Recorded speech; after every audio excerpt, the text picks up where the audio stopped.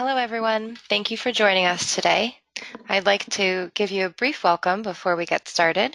I'm Maya Elenevsky, the Events and Outreach Manager here at the Center for Contemplative Mind in Society with the Association for Contemplative Mind in Higher Education. Patricia Owen-Smith is a professor of psychology and women's gender and sexuality studies at Oxford College of Emory University, where she has taught for the past 33 years. She holds a PhD in developmental psychology with a concentration in child and adolescent development. In 2000, she was named a Carnegie Scholar by the Carnegie Academy for the Scholarship of Teaching and Learning for her research on models of insight development in the classroom. Dr. Owen-Smith founded both Oxford College's Women's Gender and Sexuality program and its Service Learning program and serves as the faculty director of this program. She also directed the Center for Cognitive Effective Learning, an international initiative sponsored by the Carnegie Academy for the Scholarship of Teaching and Learning. For the past 15 years, she has been committed to contemplative pedagogy and the incorporation of this pedagogy into virtually all of her classes. She is the author of numerous papers, book chapters, and presentations, all grounded in her contemplative work in the classroom. Dr. Owen-Smith is the author of the recently published book, The Contemplative Mind in the Scholarship of Teaching and Learning, which can be found on Amazon for purchase. We are extremely excited to have her with us here today. Welcome, Patty. Thank you, Maya. I want to begin with a word of gratitude to the Association for Contemplative Mind in Higher Education for this invitation to be part of the webinar series. The ACMHE has been a guiding light in my own personal journey toward the incorporation of contemplative practices into my teaching, and I'm deeply appreciative for the wisdom of both its teachers and its members. I would like to start this webinar in the way that I begin all of my classes every day, every semester, and that is sitting in silence, which I have found to be a powerful contemplative practice. While we here today will only sit for a few seconds, I will typically devote 5 minutes to this silence in my classes. For this moment now, I will ring the singing bowl 3 times, and then invite you to settle in and fall into the breath. We will rest in the breath for just a few seconds today.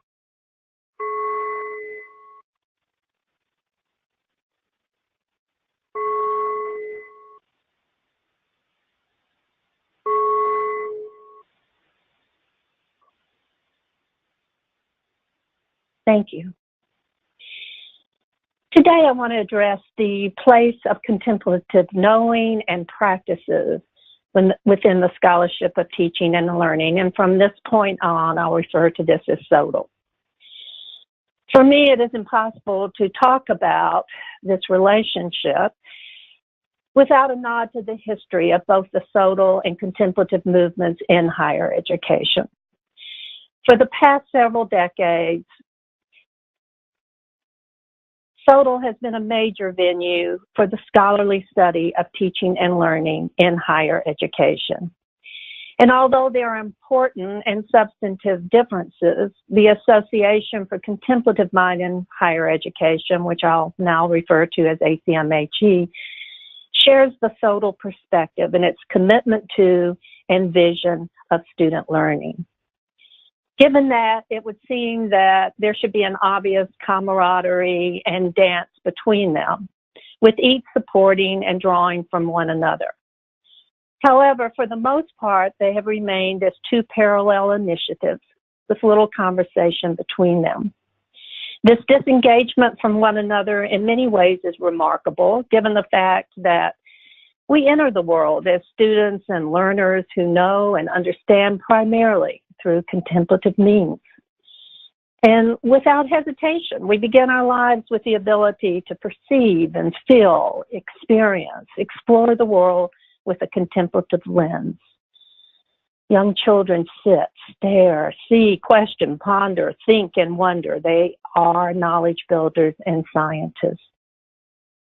Robert Coles summarizes this beautifully in his profound book, The Spiritual Life of Children, when he says how young we are when we start wondering about it all, the nature of the journey and of the final destination. Now, in the service of transparency and full disclosure, and because I am a grandmother for the first time with all the bravado that such entails, this is my little 5-month-old grandson, Leo, holding my book on the contemplative mind. I'm starting early and imposing my work on him. But of course, the point I want to make here is that little Leo, like all young children from their earliest moments, is the purest example of a contemplative. But sadly, the majority of us begin to lose ourselves as knowers and learners at a very specific juncture in our developmental and educational journeys.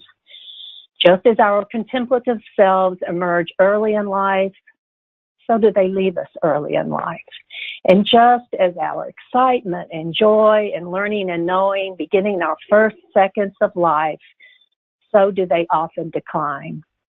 Both developmental and educational psychologists remind us that in most cases, these losses occur when we begin school and the alienation of the contemplative from teaching and learning begins.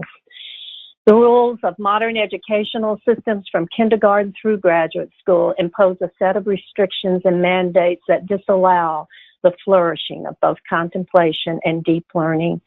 We are no longer given time and space for that which leads to imagination, curiosity, and creativity, and for the unfolding of that which we have always had, or in the words of Robert Coles, to wonder about it all.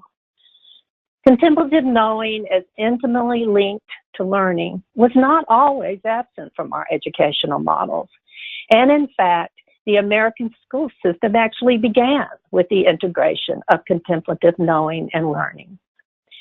Educational reformers such as Horace Mann emphasized inspiration as a major dimension of learning, and Maria Montessori envisioned thought as parts of the soul. John Dewey understood imagination as the basis for every great advancement in science. Nobel laureate Barbara McClintock urged time and presence to hear the material studied and feel the organism.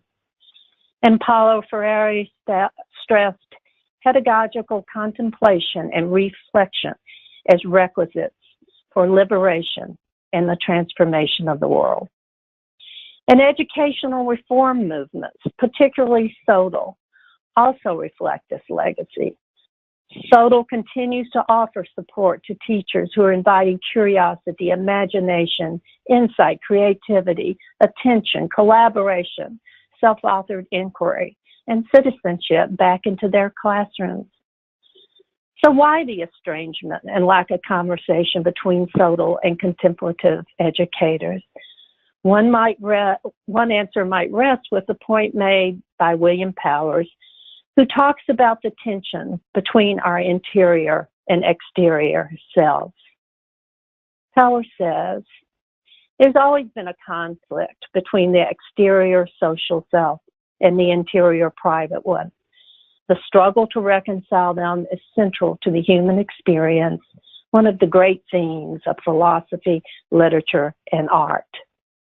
And this, of course, is a struggle of higher education today in terms of how we teach our students. We privilege the external lives of students, failing to connect to their inner lives, and these losses are profound. So I want to turn my attention to a set of questions about the place of contemplative practices in higher education, and specifically in SoTL, and respond to these questions in a manner that might further our conversations as SoTL and contemplative educators. But before I do this, I want to offer a definition of contemplative practices.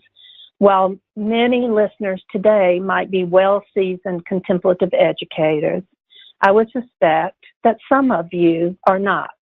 So it seems important to address how I'm defining contemplative practices. Contemplative practices are specific pedagogical exercises that may be integrated into traditional liberal arts courses. They are metacognitive modes and first-person investigations that nurture inner awareness, concentration, insight, and compassion. And by the way, the picture to the right of your screen is of my own students walking our college's labyrinth. I just did this as an exercise in a seminar on social justice for first-year students, and it is a powerful, powerful pedagogy. Contemplative exercises such as silence, reflection, witnessing or beholding, listening, dialogue, journaling, and self-inquiry are prototypical. And each of these is solidly anchored in mindful attention, the sine qua non of all contemplative practices. So with that definition, the first question I want to address is this one. If an understanding of internal processes and their relationship to learning have long interested teachers, and our history about higher ed certainly suggests it does, how is it then that the valuing of contemplative knowledge and practices continues to appear marginalized in our institutions of higher learning, and more specifically in SoTL? And SoTL stands as perhaps the most significant reform movement in higher education today. Challenges to the integration of contemplative practices in higher education tend to cluster around three issues. The first has to do with institutional structures that are inhospitable to the inclusion of introspective and contemplative dimensions in teaching and learning. And the second issue has to do with an ambiguous language, particularly as it is heard by the secular university. And the third issue has to do with specific ethical challenges, such as emotionality and religiosity in the classroom, pedagogical intention, and assessment of interior dimensions. And of course, a webinar such as this one does not afford the time to interrogate each of these issues, but I would like to respond in a general manner. Many of these same critiques and questions are recognizable to SoTL practitioners who, along with contemplative educators, share a transformational agenda. In this respect, contemplative education and SoTL are situated in a polemic about definitions of academic integrity and rigor, assessment, classroom efficiency, student agency, and the appropriateness of affective and introspective dimensions in teaching and learning. Both contemplative and SoTL perspectives have struggled for academic legitimacy, primarily due to this polemic. Certainly, the parochialism and the insularity that often exists in marginalized groups of scholars, such as SoTL and contemplative practitioners, contribute to a disengagement from the other and from the institution at large. Often there is an assumption that the institution is inevitably unwelcoming to transformative pedagogies. Therefore, the tendency on the part of some SoTL and contemplative educators is to remain in circles or silos where the language and the philosophy are understood and comfortable. Now, this in itself can create an inhospitable tenor toward the institution and toward one another, which in turn furthers suspicion from institutional administrators toward creative and innovative educators. And then the cycle repeats and opportunities for connections are lost. However, in interesting and complex ways, both SoTL and contemplative educators can inform and challenge one another so as to clarify, expand, and strengthen our understanding of transformative education and inquiry. The integration of contemplative and SoTL practices provides critical opportunities for one another, opportunities yet to be tapped in a cohesive, systematic, and comprehensive manner. Now, it's not my intent to reduce and oversimplify the critical differentiating elements of these important perspectives. Unquestionably, there are substantive differences.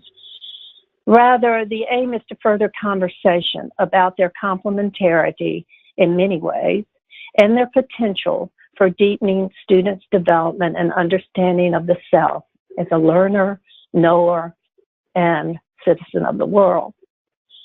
So there are several related questions. What are the theoretical and pedagogical commonalities between contemplative and SoTL education? What are the substantive differences?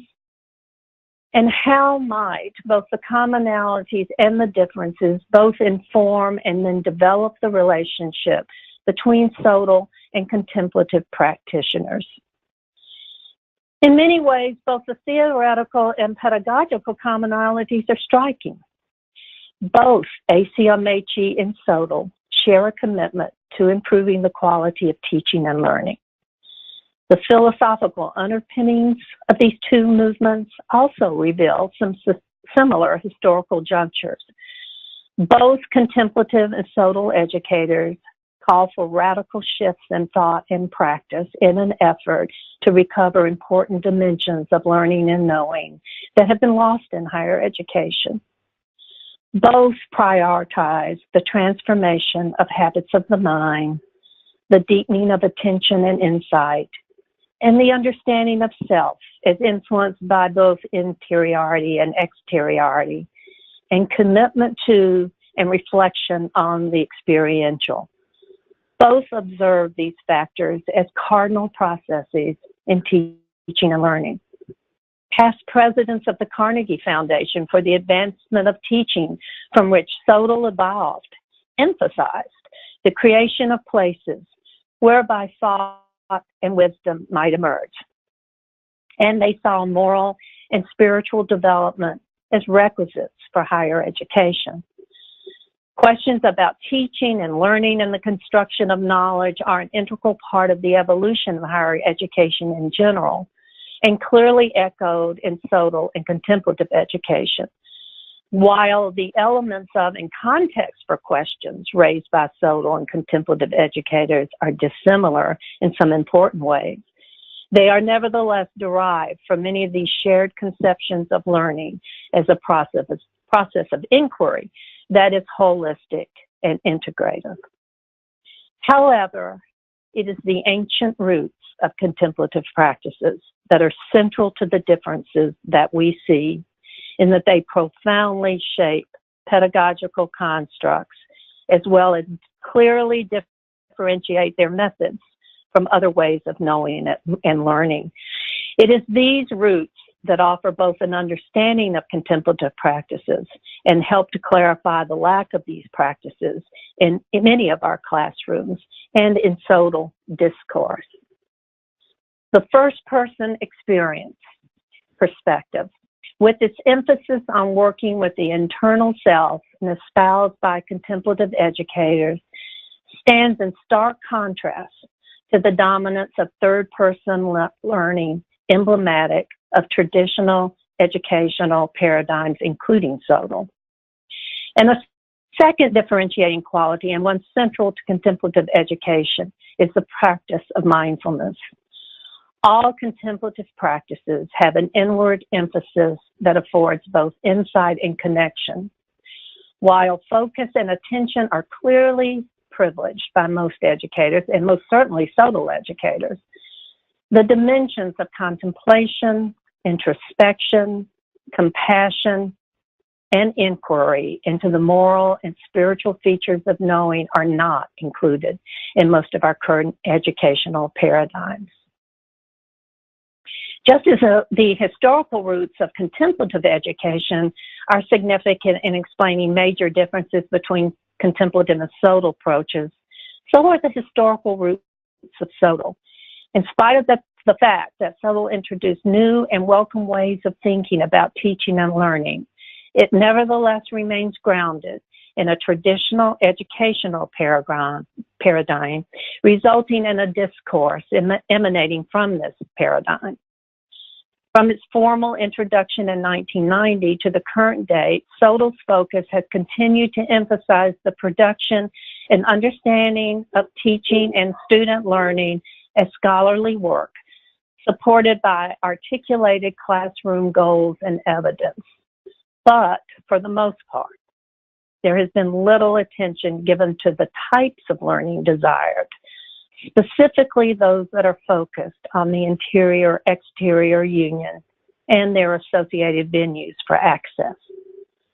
While SoTL scholars and researchers are committed theoretically to holistic learning, many of the actual processes studied and assessed by these same scholars are those that lack the introspection necessary for these practices to flourish. And while contemplative educators have articulated specific practices for accessing the interior and the spiritual, they often fail to expand their conversations beyond the parochial contemplative gates. Contemplative educators sometimes seem reluctant to call upon the scholarship of teaching and learning's methods, research, and signature pedagogies. The ACMHE's past conferences reflect little incorporation of SoTL approaches.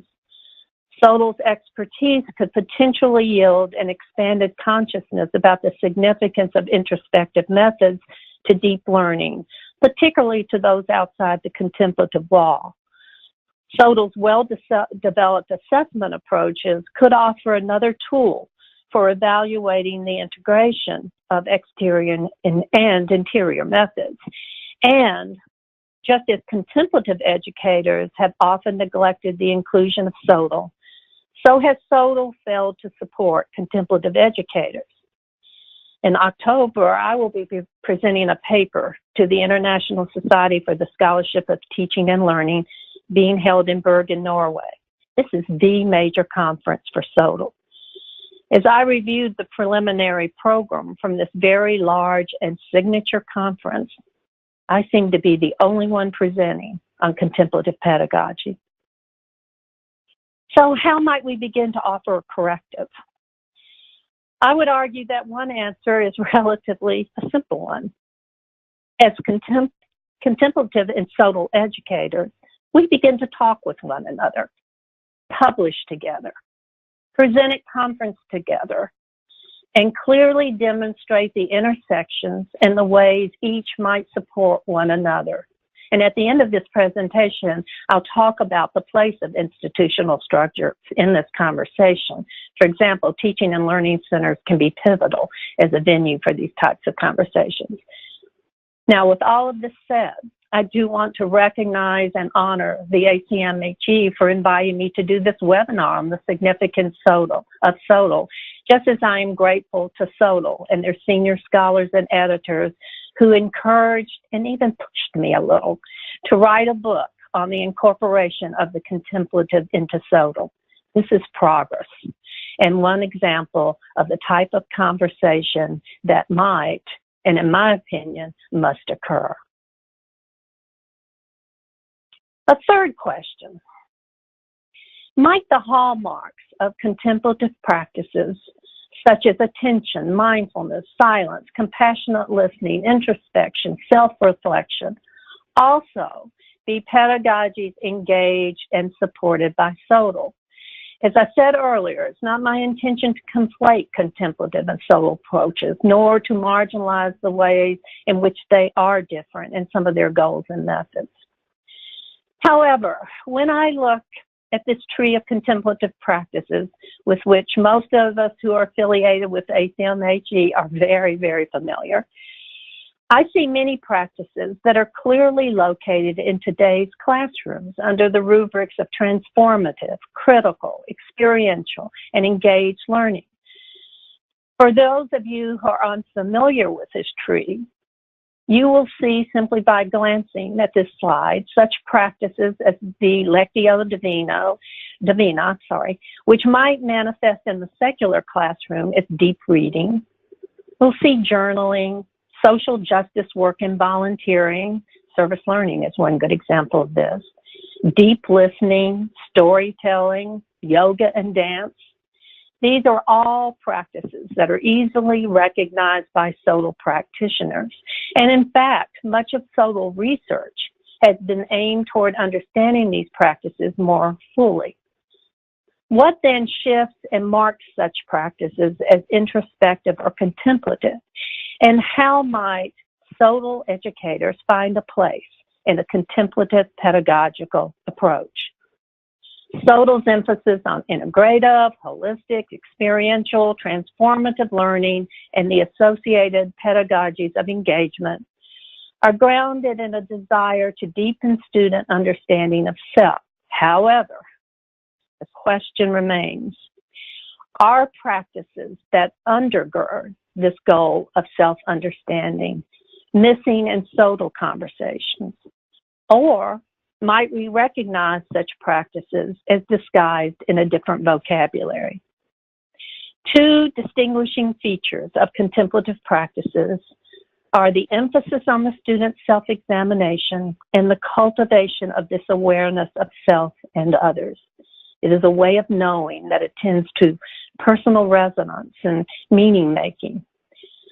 Again, this is not in conflict with SoTL approaches, and in fact, many SoTL scholars have struggled to find ways to encourage this self-examination and awareness. But clearly, contemplative practices are unambiguously grounded in these two critical dimensions. What seems apparent is that contemplative practices are deeply embedded in good teaching and learning, and as such, they will resonate for SoTL practitioners in compelling and practical ways, potentially strengthening and expanding classroom practices. And the fourth question centers on what types of evidence do we currently have for contemplative practices in the classroom, and what do we need? How might SoTL provide models for investigating some of these practices, and how might contemplative methods of assessment expand SoTL's understanding and definitions of outcomes? There is some research on contemplative practices in higher education, and the Britton Lab at Brown University is an excellent example of such work. Britton's body of research demonstrates the integration of intellectual conceptions with the dual quality of mindfulness in a college student population.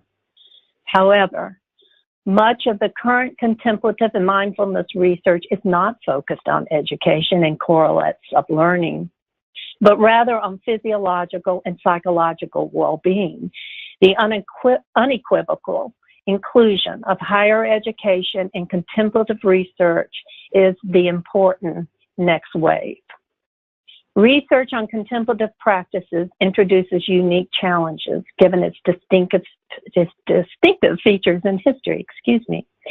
The assessment of attention and awareness in the college classroom, dimensions that undergird all contemplative practices and fundamentally differentiate them from all other transformative approaches, has little precedence in research on teaching and learning. Perhaps the most salient explanation for this lack is that such dimensions are located in the present moment and first-person experience, seldom emphasized in the classroom, and involving more subtle changes that are difficult to quantify. An understanding of these subtle changes entails a radically different approach to assessment, and one that might better capture the transformative nature of learning offered by such practices. Both SoTL and contemplative researchers have often struggled to locate a new paradigm of research methods that legitimizes multiple ways of knowing, one that examines new approaches to learning and offers a wide range of methodological methods. They have relied instead on familiar research methods and positivistic models that evolved from their own disciplinary traditions. And while many of our traditional methods provide rich and productive venues for investigation and can certainly be appropriate for some of the pedagogical questions raised, some in fact are irrelevant. Consequently, a return to traditional methods has often resulted in a failure to capture the nature and richness of innovative investigations and actually impedes the expansion of pedagogical understanding. SoTL researchers have responded in some measure to these methodological challenges in their advancement and broadening approaches to address their research questions and investigations. And in fact, SoTL scholars have been among the first researchers in higher education to call for and validate a different set of methods that assess multiple ways of knowing, such as action research and implementation, experimental design, phenomenological study, quasi-experimental strategies, and narrative case study inquiry. They have expanded the definition of science from its emphasis on hypotheses, measurement, experimentation, and prediction to the inclusion of deeper methods of understanding and experiential knowledge. Some of these investigative methods are those used by contemplative researchers. Certainly, qualitative approaches are examples of shared methodological approaches. Correspondingly, some methods used by contemplative researchers, such as intuitive inquiry and embodied cognitive logic, have not been considered by SoTL researchers in systematic ways, and they have the potential for expanding SoTL research perspectives. Clearly, SoTL research has been directed toward a comprehension and an interrogation of the complexities integral in teaching and learning, and the legitimization of innovative questions.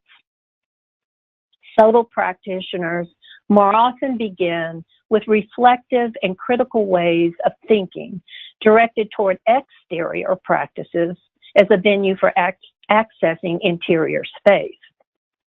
Contemplative researchers see as their central goal the creation of learning and research environments that look deeply into personal experience and meaning in the service of a more just and compassionate society. While some of the methods used by these two groups of researchers are similar, if not the same in many cases, the intent driving selected methods can be fundamentally dissimilar. The question we must address as both contemplative and SoTL researchers is how we might balance these two perspectives, learn from them, and develop new methods that dance together. And finally, if we might connect SoTL and contemplative education, and if they are to intersect with one another, what might this look like? And how might this offer the changes needed in the academy of the 21st century? Since 2007, the American Association of Colleges and Universities has continued to ask these same questions. How do we prepare students to cultivate their inner resources of spirit and moral courage? How do we enable them to engage moral and social dilemmas with clarity about their own values, as well as the capacity to hear and respond to others' deeply held commitments? How do we prepare graduates to make difficult ethical choices in the face of competing pressures? And how, without proselytizing, do we foster students' own development of character, conscience, and examined values? And similar questions are raised by SoTL scholars. What are our students really learning? What do they understand deeply? What kinds of human beings are they becoming, intellectually, morally, and in terms of civic responsibility? And how does our teaching affect that learning? And how might it do so more effectively? David Germano, the University of Virginia's founding director of the Contemplative Science Center, talks about the failures in our universities as manifested in these dimensions. The first is student suffering, the stress, anxiety, sleep difficulties, depression, and relationship difficulties, among many others. Germano talks about the fragmentary knowledge that fails to include an attention to the heart and an ontology of care. Hidden knowledge, whereby much of what is produced has absolutely no rewards or venue. And a disrupted knowledge, is evidenced in an explosion of data with little ability to handle it, and inert classrooms where the skills that are needed in the world are underdeveloped. Unquestionably, the integration of contemplative and SoTL perspectives in the classroom addresses much of what higher education espouses and yet has failed to accomplish. There is now a clear call for a modern skill set signifying an expansion of higher education's goals beyond just the procurement of information. These newly articulated skill sets afford an opportunity for the reimagination of the university's purpose and practice, one centered in an ethical and compassionate vision for the 21st century.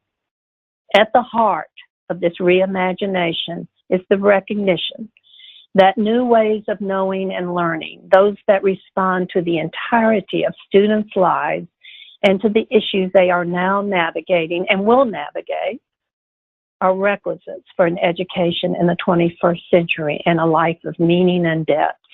That civic, moral, and spiritual development is in fact a domain of higher education practices. And that pedagogical practices, which address both our students' interior and exterior lives, can no longer be relegated solely to spaces and individuals outside the classroom. The strengthening of the contemplative vision and the scholarship of teaching and learning is a vital support to the maturation of our modern university. So I want to explore 5 ways in which contemplative approaches might be better articulated and systematically assimilated into teaching and learning, and thereby contribute to wisdom development required for this new century. The state of humanity globally and transculturally in the initial years of the 21st century is one requiring, first and foremost, the conversation of ethics. An education that instrumentalizes the learning of unselfishness, service, and cooperation is a requisite for the 21st century. Therefore, the contemplative classroom, imbued with its emphasis on deep awareness, attention, and appreciation of a shared world, provides a critical context in which students might explore their moral imaginations and ethical dilemmas. They address what Parker Palmer describes as the ethical gap between those who are educated and their subsequent behavior. Second, as we conceptualize and introduce contemplative practices, there is a critical need to qualify judiciously the method we are using. If we are to introduce a contemplative practice into our classroom, one steeped in integrity, there are central questions that we as teachers must ask. Why are we introducing contemplation in this particular practice? Do we fully understand the practice? And are we sufficiently trained and prepared for this introduction? Is the practice developmentally and culturally appropriate? Do we fully appreciate its contextual strengths as well as its potential weaknesses and dangers? And are we prepared to devote the time necessary to understand and evaluate the effect of a particular practice? Third, and as I have clearly already mentioned, a major task for contemplative educators is to demonstrate a method for decoding subjective experiences and first-person accounts and translating them into research findings that might be shared and replicated. If higher education is to be persuaded by contemplative methods of learning, a clear assessment agenda is an imperative with published evidence-based outcomes. As already noted, SoTL offers an important guide for contemplative research. A fourth way in which the contemplative can be strengthened in SoTL is through programmatic implementation. Among its many contributions to teaching and learning, SoTL has been particularly adept at programmatic implementation. SoTL has consistently called for an inclusion of the various voices of the academic community in the service of advancing teaching and learning principles. Secular contemplative practices are a practical and ingenious embodiment of most college and university mission statements. Many of these same institutions are currently under fire for not honoring this rhetoric in their actual classroom practices. The language of contemplative practices, articulated in a manner that responds to the institution's struggle to teach to the whole student, will not only provide an inclusion of the contemplative tradition in higher education, but offer a much-needed assistance and support to the institution.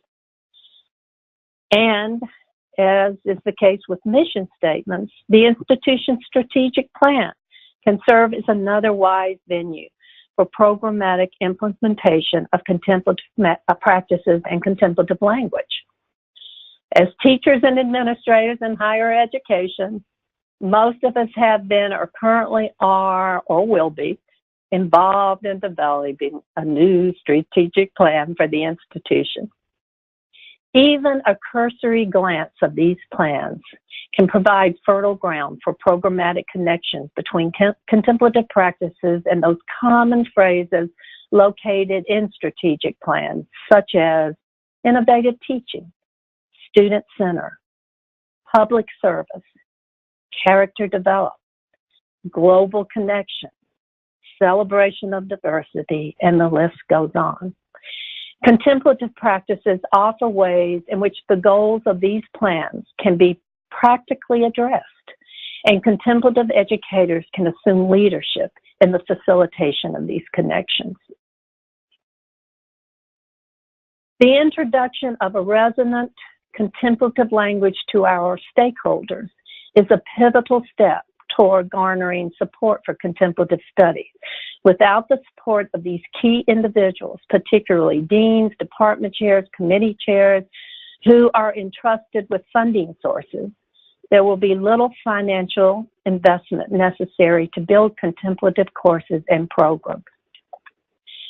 Faculty development programs enjoy the unique opportunity for providing financial subsidies to faculty members. Therefore, they are critical to the advancement of the integration of contemplative practices.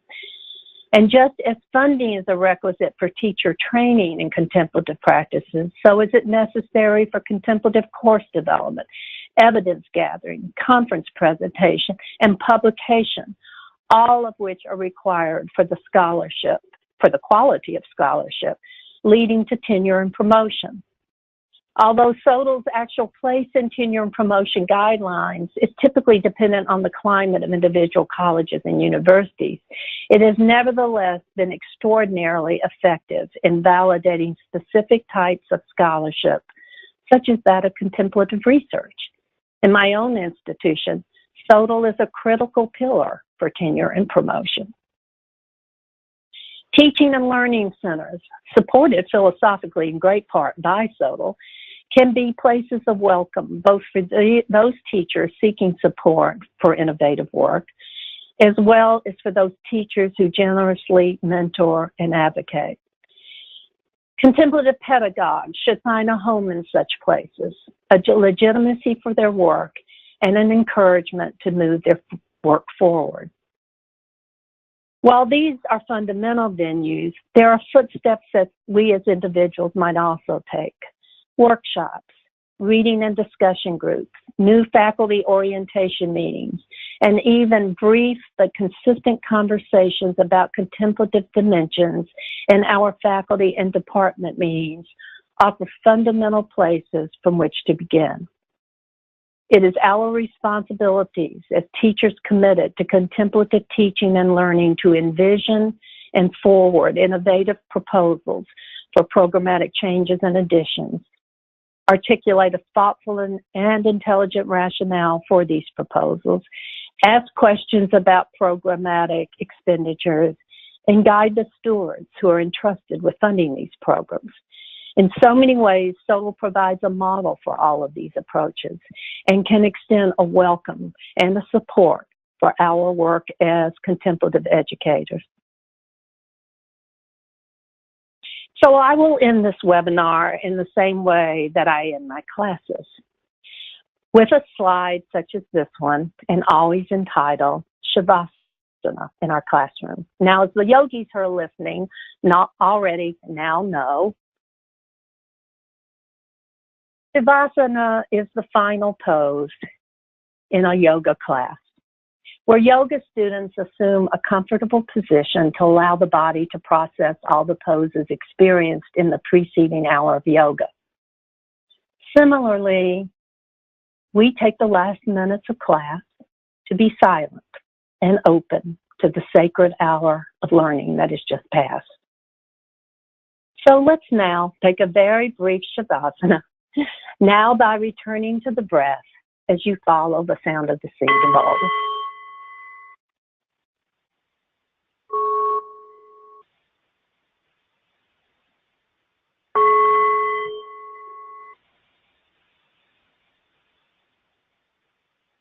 Thank you.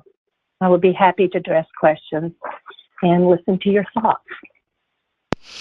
Thank you so much, Patty, for sharing your work with us.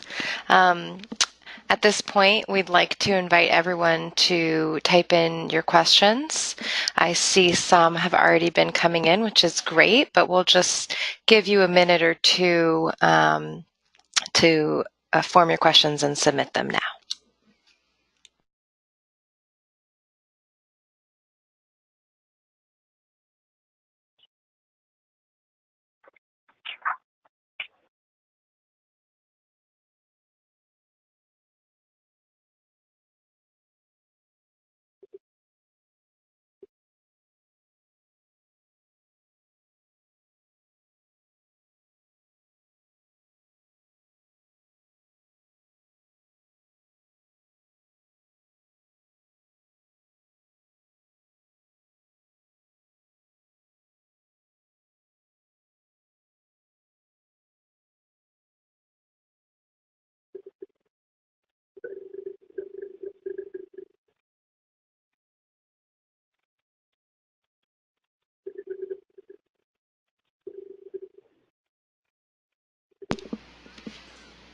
So I'm going to go ahead and start. Folks can continue entering questions as we go if you'd like. One of the first questions that came in, and Patty, you actually touched on it after it was submitted, but I think a lot of folks would benefit from hearing the answer.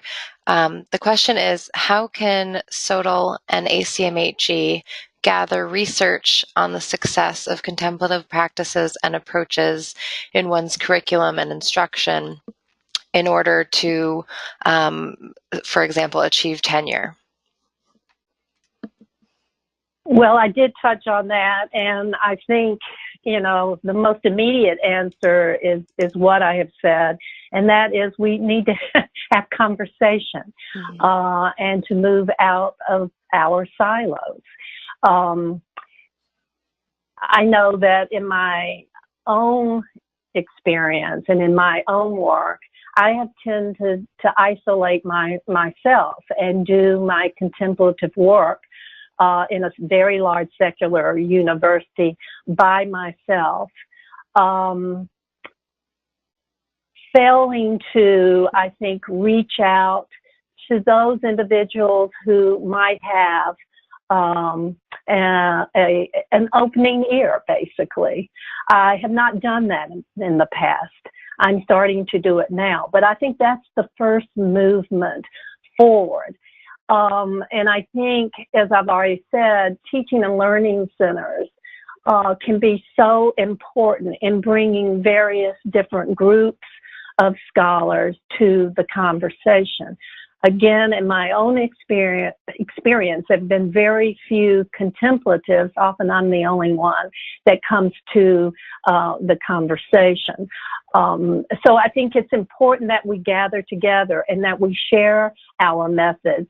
One of my colleagues actually is a cultural anthropologist and does some extraordinary qualitative work. She's been the one person that's been an enormous help to me in terms of understanding research methods that I might use. So I don't know whether that's completely answered the individual's question, but I think we have to talk to one another, and we have to come to the conversation together, whether it's in teaching and learning centers, centers for academic excellence. We have to make our presence known. I hope I've answered the question. Yeah, I think it makes sense as the starting point to putting together that research. So yeah, thank you. Another question that I know has come up before and is one that that hopefully you'll be able to answer. Have you seen contemplative methods used for assessment? And if so, how? Assessment is always one of the big things that people are looking for. Well, I mean, I've certainly done a little bit of this in my own classroom in terms of narrative and qualitative work. Again, I mentioned, I know the University of Virginia is doing some wonderful work. And I mentioned Brown University and Willoughby Britton's laboratory that is beginning, well, I shouldn't say beginning, it's been going on for maybe 5 or 6 years. And if anyone from Brown is listening, maybe you can clarify this. I think it's been for about that amount of time. That her lab, and she has specifically been looking at specific practices and the assessment of those practices. So that is going on in Brown. She has a lovely laboratory that I think has been well funded, and not all of us have that at our disposal. So I think, frankly, it's something we're really struggling with. And the point I had hoped to make, while scholarship of teaching and learning methods and research are certainly not the panacea, they do offer some examples of the assessment of interiority. And I feel like we have not tapped those as deeply as we might. So Maya, I didn't answer the question completely. We're all looking for, and I think that's the point, is to some extent to this presentation, that we have a lot of work to do. And a lot of this work does, in fact, center around assessment, but it's beginning to happen. Now, in my own institution of Emory University, there is a lot going on in terms of assessing the effect of meditation on students, and particularly students that present with issues of depression. But in terms of specific practices in the classroom, we don't have that, with the exception of a very little bit that I've done and one of my colleagues in religion has done. But it's not there across the country. And we need to begin to take this very, very seriously. Thank you. So another question was, do you have any suggestions as to where one would publish a case study from teaching that integrates SoTL and contemplative learning related to self-cultivation and appreciative intelligence of college students?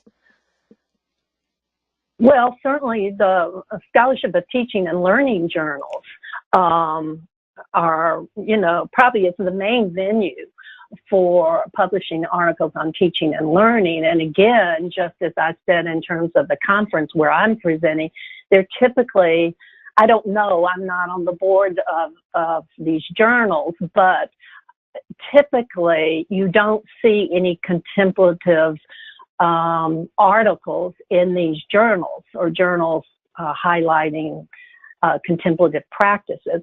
And the question is, are they there and not being accepted for publication, or are folks not, not submitting proposals? I think it may be perhaps the latter, but I would say that the Scholarship of Teaching and Learning journals are certainly the place to begin. And I know I'm having, this is not assessment, but I'm having a book review published in the Journal for Contemplative Inquiry. I don't know how much this journal does with actual teaching practices. Maybe you know that, Maya. But that's another, I'm thinking of journals with great integrity. So for the person who asked this question, I would certainly start with the Scholarship of Teaching, the Journal for the Scholarship of Teaching and Learning, or it's close to that. I should know that off the cuff, but I think it's something like that. So it's their major journal in SoTL.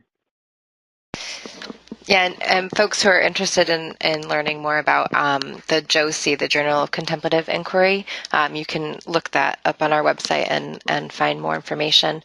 I think, and I might add, Maya, I just would like to add that I certainly can provide a couple of references for several SoTL journals, okay. And I would be happy to do that. I've listed my email here on the screen, so please feel free. Some of the regional SoTL journals are also really, really nice journals for submitting work, and I can make those available.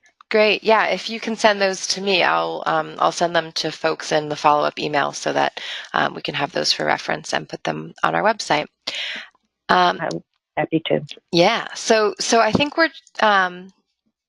I think actually that's a good place to end. I know there were some questions that went unanswered, but I'll share those with you, Patty. And if time permits, you can reach out to folks and continue the conversation. So I just want to say thank you again, Patty, for sharing your work with us, and to all of you for joining us today. I want to remind folks that this webinar has been recorded and it will be available on the website soon. Our webinars are made possible by your support, and we invite you to make a donation and check out our webinar archive at contemplativemind.org. You may not be aware of this since we have such a wide reach, but in actuality, the Center for Contemplative Mind is just 3 full-time staff members. So your donations really do make a difference no matter what the size. And lastly, I'd like to remind everyone that our 10th annual ACMHE conference is just around the corner. And if you haven't registered or would like to learn more, you can visit our website, the conference website, at www.acmheconference.org. Thank you again, Patty, and thank you all for joining us. Have a great rest of your day.